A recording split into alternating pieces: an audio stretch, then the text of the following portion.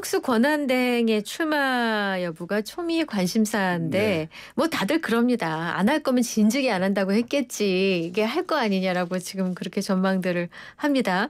근데 어제 한 대행이 한미연합사를 찾아서 장병들을 격려하면서 육군 예비역 병장 한덕수입니다. 이렇게 소개를 했죠. 네. 울산 광주 갔고 해외 언론하고 연이어 인터뷰를 하고 이거 대선 행보 아니야? 다들 생각하시거든요. 그러면 한덕수 대행이 저는 뭐 나올 거로 생각합니다. 네. 그리고 저는 개인적으로 나와야 된다고 생각합니다. 아, 그러세요? 네. 네.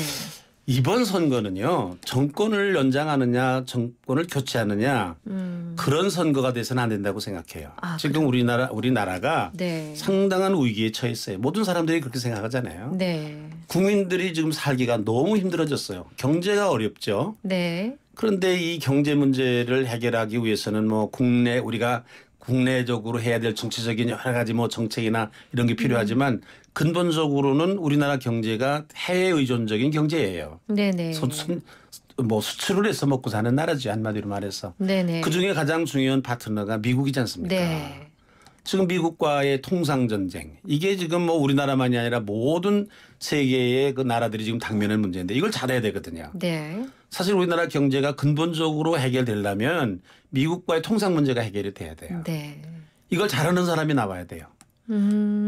이재명이 잘하면 이재명 뽑아야 되고 홍준표가 잘할 것 같으면 홍준표, 김문수가 잘할 것 같으면 김문수를 뽑아야 돼요. 네. 네? 그런데 지금 내가 보기에는 네. 그런 후보들 가지고는 어렵고 아하. 지금까지 언제 새로 교체돼 가지고서 신뢰관계를 회복하고 새로운 정부가 들어서서 이 문제를 해결할 거냐 이거예요. 아. 지금 당면한 문제인데 네. 그러니까 이 문제를 지금 계속해서 해오던 한덕수라는 사람이 이걸 계속해서 하는 것이 유리하다. 이 문제를 해결하는 데 있어서.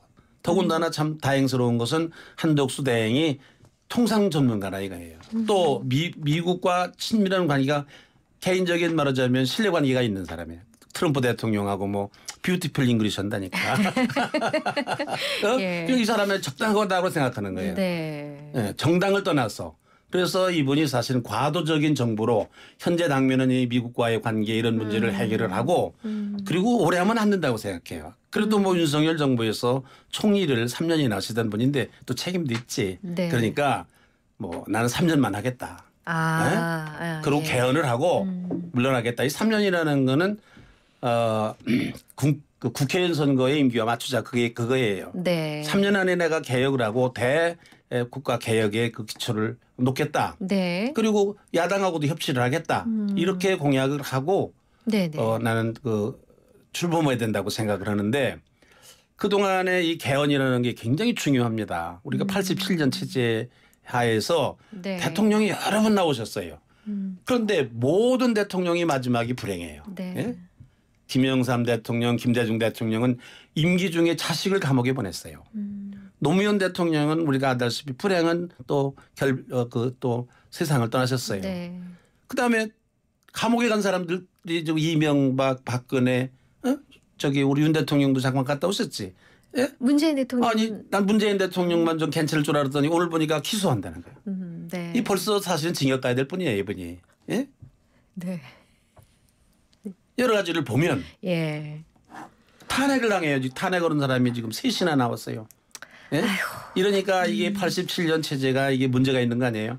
87년 체제를 출범하는데 저도 주역 중에 한 사람이에요. 제가 그때 국민운동본부 대변인으로 그러셨어요. 유월항쟁을 맞아요. 주도한 사람이기 네네네. 때문에 나도 책임이 있어요. 그런데 이걸 보니까 운영을 해보니까 제왕적 대통령제가 문제가 있다. 이 87년에. 그때는 그냥 그 독재를 하니까 우리가 투표에서 직접 뽑으면 좋다. 네. 그거였는데 그것만 하면 해결될 줄 알았더니 그게 아니었다. 예. 예. 또 이번에 보니까 제왕적 대통령 문제가 아니라 더 큰 폐해가 나타났는데 제왕적 의회예요. 의회 독재예요. 민주당 보세요. 이게 지금 뭐든지 다 해요. 법도 제 마음대로 만들어요. 헌법보다 헌법을 무시하는 법도 만들어요. 재판소 재판관 임기가 6년이라고 헌법에 규정되어 있는데 네. 헌법에 규정된 거를 무시하고 더 늘릴 수도 있다고 법을 개정하는 거예요. 그 지금 뭐 민주당에서 낸 법을 보면 이게 상식적으로나 법률적으로 맞지 않는 게 있는 거예요. 예? 네. 윤 대통령이 고생은 했지. 예? 뿐만 아니라 탄핵도 하는 거예요. 막. 마구잡이로 탄핵을 30번 탄핵했어요. 근데 그중에 10사람은 지금 판결이 헌법재판관에서 판결이 났는데 네. 다 아니라는 거예요. 윤석열 대통령을 탄핵을 결정을 하는 헌법재판소가 민주당이 난 탄핵은 이건 아니라 10대 0이에요. 예? 그리고 또 심지어는 공직자가 임명되기도 전에 저 사람 임명하면 탄핵하겠다고 그러는 거예요. 네. 이게 우리가 경험해 보니까 그래서 의회 개헌이- 독재라는 게 이게 예. 참 심각해. 그래서 개헌이 개헌해야 필요하다. 된다는 거예요. 예. 개헌을 하지 않으면 우리나라가 앞으로도 똑같은 일이 반복이 될 거예요. 이게. 이제 한덕수 대행이 나올 것이라고 전망하셨고 나와야 된다고 주장하셨어요. 그렇죠. 네. 근데 이제 한대행 후보 추대위가 시민사회단체 주도로 얼마 전에 있었거든요. 그리고 김문수 후보는 한대행과 단일화하겠다. 지금 이런 분위기들. 실제로 네, 뭐 예. 그러니까 뭐 시민단체나 뭐 여러분들이 네. 뭐 저 추대위원회도 만들고 그러는데 이렇게 뭐 괄목하는 그런 주목할 만한 일은 아닌 것 같아요. 징조지요. 네, 조금 더 본격적으로 누가 하긴 해야 될 것 같은데. 네. 그건 한 대표 대행이 이제 결정을 해야 자기가 결심을 해야 되는 거죠. 이제 그런데 이제 국민의힘에서도 저는 어떻게 해야 되느냐. 어쨌든 한 대행하고 같이 경선을 해서 단일화를 하겠다라는 사람이 나와야 돼요. 아하. 이제 그 동안에는 다른 사람들이 좀 이렇게 미온적이었는데 김문수 후보만 빼놓고. 그러니까 지금 분위기가 당내 분위기 이번 당이 50%예요. 예. 일반인들 여론조사하는데. 네. 그러니까 당내의 전체적인 여론 자체가 뭐 일반 국민들도 그렇지만은 한대행하고 이걸 같이 단일화를 해야 된다. 그래야 이길 수 있다. 네. 이러는 거거든요. 네네. 이제 김문수 후보 단일화 선언한 다음에 이제 홍 후보도 한대행이 출마한다면 내가 후보가 되더라도 반 이재명 빅텐트 단일화 협상에 길을 열어놓겠다. 그래서 이제 그 홍준표 대표가 노래는 사람 아니에요. 네. 분위기를 보니까 안 되겠는가 봐. 그러니까 오늘 아침에 갑자기 긴급 기자회견에서 자기도 하겠다 이제 그렇게 얘기를 예, 한 아니 거거든요. 한동훈 후보도 좀 이 내용은 다르지만 한대행이 출마해서 유의미한 지지율이 유지된다면 단일화 고려 안 할 수 없겠다. 지지율 얘기가 지금 나왔어요. 이제 뭐 모르겠어요. 그거는 그러나 어떻든 이제 분위기인지 그런 거예요. 전체적으로 네, 네, 네. 안 하면 안 되는 상황이 이제 아. 온 것 같아요. 이제 그 그럼 안철수 후보 빼고는 다 지금 다 어떻게든 이제 그런 지금 열어놓은 상황인데 상황이고. 예. 이제 국민들이 이제 선택을 하겠죠. 누가 더 진실성 있게 저걸 실천을 할 거냐. 네? 그럼 지지율 얘기 좀 더 해보겠습니다. 사실 뭐 높은 편이죠. 한대행이 아직 선언하기도 전인데. 그렇죠. 근데 과거 반기문 전 총장 또 고건 전 총리 사례를 보더라도 한 20% 넘는 지지율쯤은 나와줘야 되는데 아직 그렇게 뭐 그냥 고만고만한 수준이다. 이 되겠나 이런 거죠. 예, 아직은 뭐 본인이 나오겠다라는 확실한 그런 게 없기 때문에 네. 지지율이 그럴 거예요. 그러나 이제 뭐 고건 총리라든지 뭐 특별히 저는 반기문 총장을 네네. 좀 개인적으로 그때 정치적인 그 행보를 아는데 네. 한덕수 대행은 뭐 해봐야 알긴 하겠지만은 뭐 이렇게 조금 그분들하고는 좀 다른 것 같아요. 근데 한덕수 본인의 대- 권력의 의지가 있어야 돼요. 그러니까 저 지금 그거 여쭤보려고 권력 의지가 있는 분인가? 부인도 중요해요. 아니 여기서 되게 갑자기 뭐 부인 때문에 안 되는 경우도 많이 있다고 그래요. 아니 그러니까 늘 평생 아주 뛰어난 관료로 지내오신 분이라 권력 의지가 있으실까? 뭐 이런 그래요. 거죠. 그런데 예. 이제 이분이 그런 권력의 의지보다는 나라가 이렇게 어려운데 예? 이게 지금 나라를 위해서 자기가 이렇게 할 일을 다 해야 되겠다라는 그런 각오를 가지고 있잖아요. 네, 그게 네. 사실은 그 반기문 총장이라든지 고건 총리 때는 네네. 그 권한 대행이라는 사람이 더 뭐 대통령이 될 이유가 없었어요. 특별히 황교안 대표도 그랬어요. 뭐 황교안 대표도 뭐 지지율이 그때 많이 있었잖아요. 네네. 그러니까 뭐 나갈지 말든지 대통령 나갈지 말지 그렇게 고민하지 않았어요? 아니 이 사람 대통령 나간다면 나간다고 그러지 또 아니면 아니라고 그러지 그냥 애매하게 그래가지고 그때 당에서 경선 준비도 오래 못했어요. 이 사람 때문에. 네. 이거 우리가 지난번에 패배한 원인 중에 하나가 황교안 대표의 그 미적거리는 것 때문에 그랬을 수도 있어요. 그렇군요. 난 그것도 생각해요. 네네. 그런데 예. 지금 한덕수 대행이 이게 나와야 되는 이유는 그런 네. 권력의 의지가 아니라 현재 우리나라의 상황 자체가 한덕수가 할 수밖에 없는 상황이에요. 이게 옛날 뭐 그것은 반기문이나 이런 사람들에 비해서 이거는 나와야 되는 아하. 한덕수가. 상황이 그렇게 상황 자체가 지금 그렇군요. 나라의 상황 자체가 나와야 되는 상황이기 때문에 그렇군요. 정말 네네. 한덕수 대행이 나라를 위해서 그동안 많은 수고를 했는데 좀 책임을 이런 때 져야 되는 그런 각오를 해야 된다고 생각합니다. 자 그럼 한덕수 후보가 정통 보수층 포함해서 중도를 견인할 어떤 매력이 있다고 보세요? 저는 말입니다. 한덕수 대행이 노무현 대통령 때 국무총리를 했어요. 그렇죠. 김대중 대통령 때 무슨 것도 그렇죠. 했어요. 예. 난 이분이 그래 좋다고 생각해요. 그래서 그런 좋다. 의미에서 아하. 통합이라는 의미도 좋고 또 뭐 이건 얘기하면 안 되지만은 이게 전북 출신이에요. 그러니까 이게 이재명 대표가 사실은 그 기반이 정치 기반이 저기 출신은 TK지만은 호남의 기반을 두고 있잖아요. 민주당이. 예. 네. 나는 국민의힘이 한번 호남에 한번 대통령을 한번 모셔봤으면 좋겠어요. 국민의힘이 그런 보수가 알겠습니다. 호남을 뭐 어떻게 해보려고 그러는데 뭐 또 지어주겠다 뭐 또 해야겠다 그거 가지고 안 돼요. 그거 안 돼. 그거 가지고 안 되고 나와야 돼요. 아니 국민의힘에서 대통령이 하면 호남 대통령이 나와봐야 네. 이게 지역 감정이라든지 이런 게 통합이 될 수 있다고 생각해요. 난 그 점에서도 참 좋은 후보라고 생각해요. 자, 네. 그럼 이제부터는 이제 비판 쪽으로 한번 질문을 드려보겠습니다. 야, 국민의힘이 대선 후보 경선을 실컷 해놓고서 이제 바깥에서 한대행 후보랑 다시 뭐 연장전 한다. 이게 국민 적어도 당원을 좀 바보로 만드는 거 아니냐 이런 비판이 있습니다. 국민의힘은 뭐 저도 비상대책위원장을 한 사람이지만 네. 국민의힘에서 뽑은 자기들이 정당에서 뽑은 대통령 두 사람이 탄핵을 당했어요. 지금 또 뭐 나와서 우리 당의 대통령을 뽑아주세요. 그런 말을 할 염치가 없어요. 나는 박근혜 대통령 때도 내가 그 얘기를 했어요. 공식적으로 얘기했어요. 정말로 국민들에게 우리 당의 대표를 다시 대통령으로 뽑아달라. 난 그 얘기를 할 염치가 없다. 반성도 해야 되고 그 시간도 없이 지금 대통령을 뽑게 되는 대통령 후보를 내게 되는 미안합니다. 그러나 어떻든 뭐 양당 제도가 있는 거고 한 당에다가 대통령을 주고 야당이 없으면은 이게 나라가 되겠냐. 그러니까 우리가 야당을 각오를 가지고서 우리가 그런 정치적인 그런 상황을 우리가 맞추기 위해서 대통령 후보를 내는 거다. 그랬습니다. 지금 무슨 염치로 국민의당이 우리 당에서 뽑은 대통령 후보가 꼭 돼야 된다. 그런 말이 어디 있어요?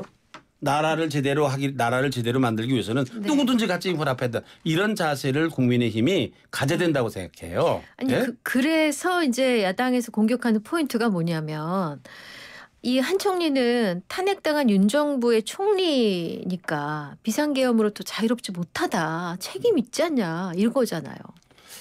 글쎄 그건 너무 지나친 말이죠. 무슨 이게 지금 비상계엄이 무슨 총리가 책임이 있겠어요. 예? 사실은 책임이 있다고 그러면은 민주당이 훨씬 더 책임이 있죠. 아니 그렇게 나라를 무슨 예산 무슨 국정을 운영하도록 합니까? 무슨 뭐 행안부 장관 탄핵이지 뭐 법무부 장관 탄핵이지 무슨 방송통신위원장 탄핵이지 계속해서 아니 법무부 장관 탄핵하는 거는 야당 대표 짜내봤다고 또 탄핵하잖아요.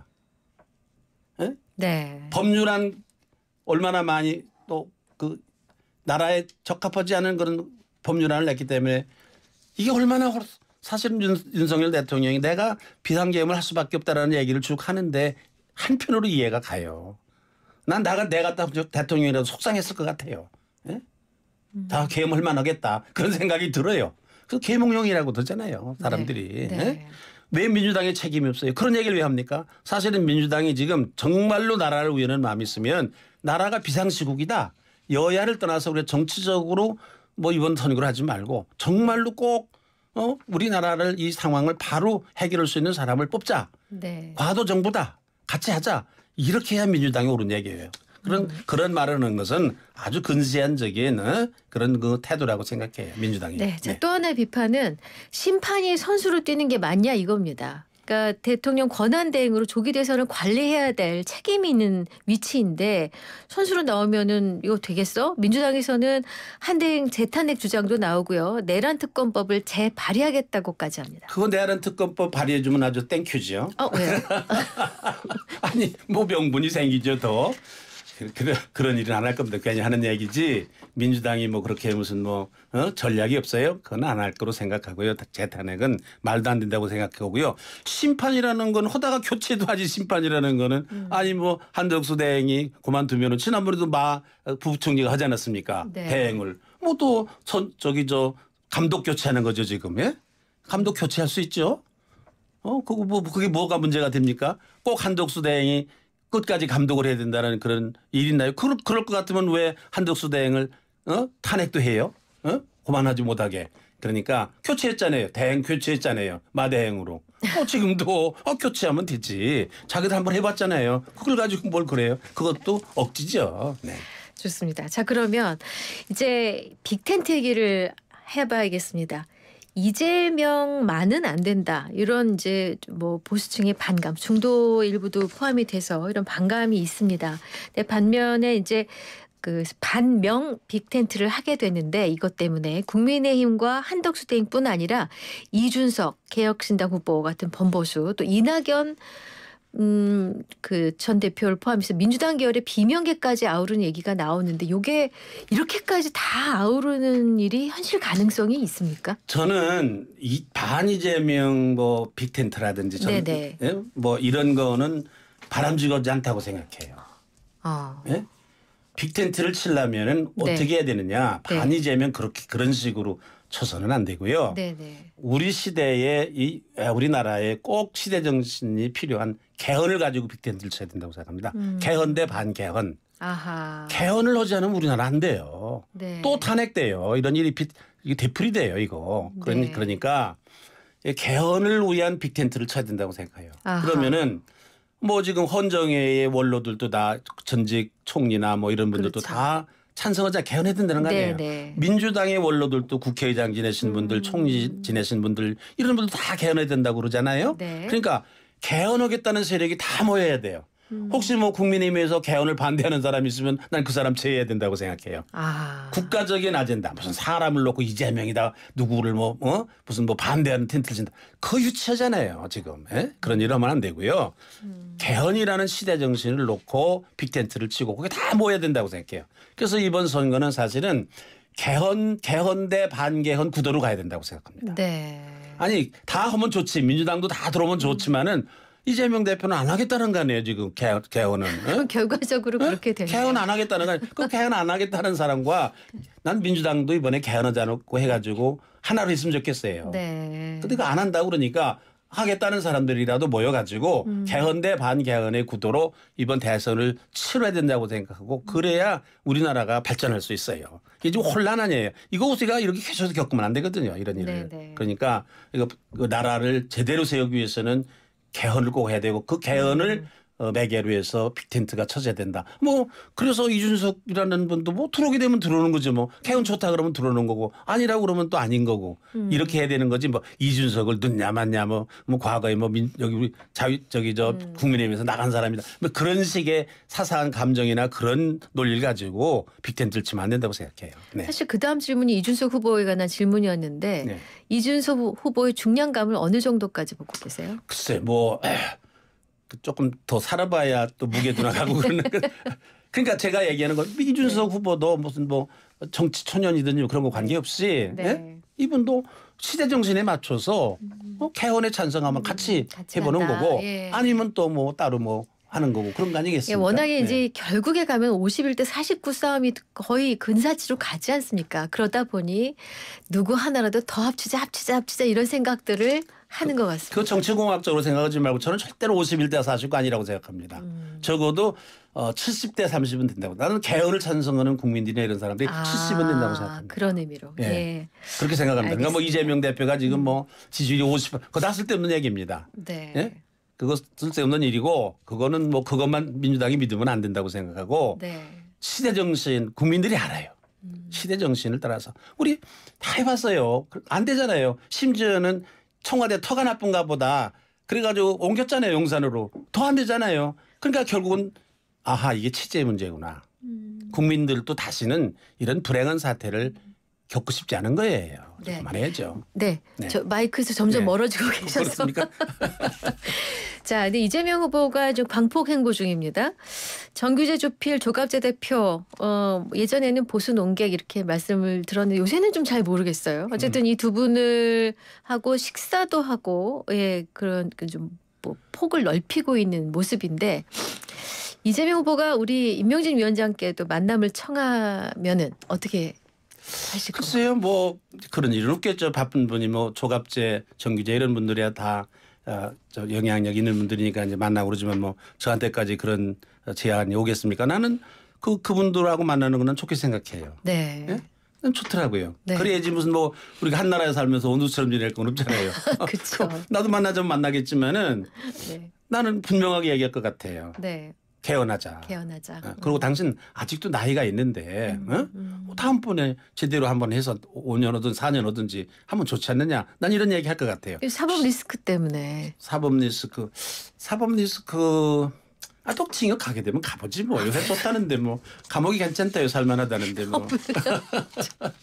또 감옥 갔다 온 사람들 대통령 많이 해요. 네. 정규재 주필이 이렇게 얘기를 했다고 전해집니다.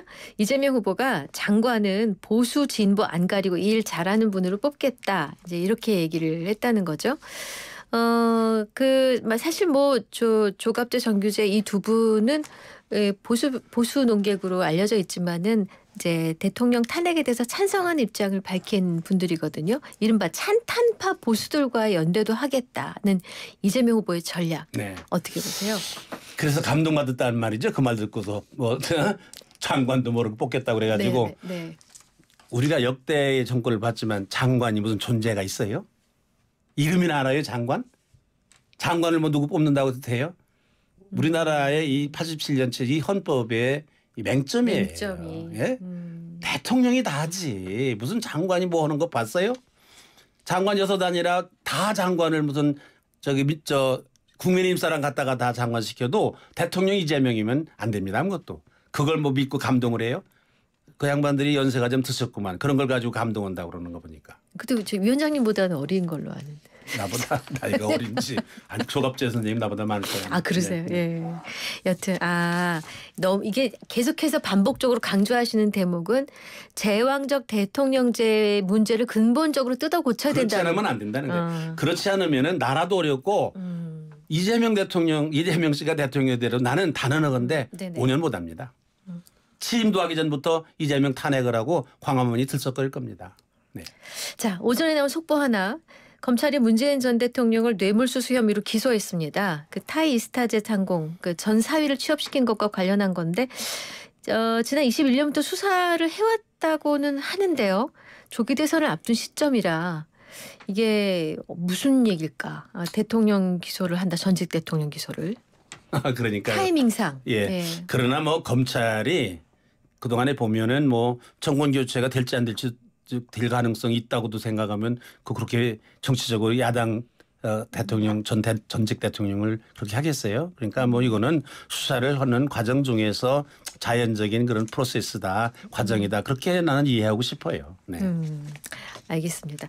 자, 이재명 후보의 선거법 그 사건을 대법이 속도를 내고 있습니다. 이틀 만에 또 심리하는데 대법원이 이렇게 심리를 좀 서두르는 이유는 뭐라고 보세요? 요거 짧게 여쭤보겠습니다. 그거 뭐 여당 야당이 다 생각이 다른 것 같아요. 네네. 유리하게 생각을 하는데 네. 나는 대법원이 왜 저러는지 잘 모르겠어요. 털고 가기는 털고 가야 되겠지만은 네. 거기 후폭풍이 많을 거래요.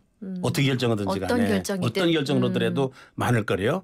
그러니까 나는 뭐 대법원이 현명하게 하려고 그러면 미뤄야 된다고 생각해요. 괜히 뭐 긁어부스럼 낼 거 없어요. 지금 한참 지금 하는데. 아니 네네. 이재명 대표가 못 나오게 투표권을 못 나오게 하면은 그거 가만히 있겠어요 국민들이? 예? 또 나오게 하면 또 그게 또 국민들이 마음이 좋겠어요. 그러니까 나는 이거는 나는 대법원장이 왜 그렇게 하는지 잘 모르겠어요. 알겠습니다. 그러나 그래서 현명하게 하려고 그러면 미뤄야 된다고 생각해요. 네.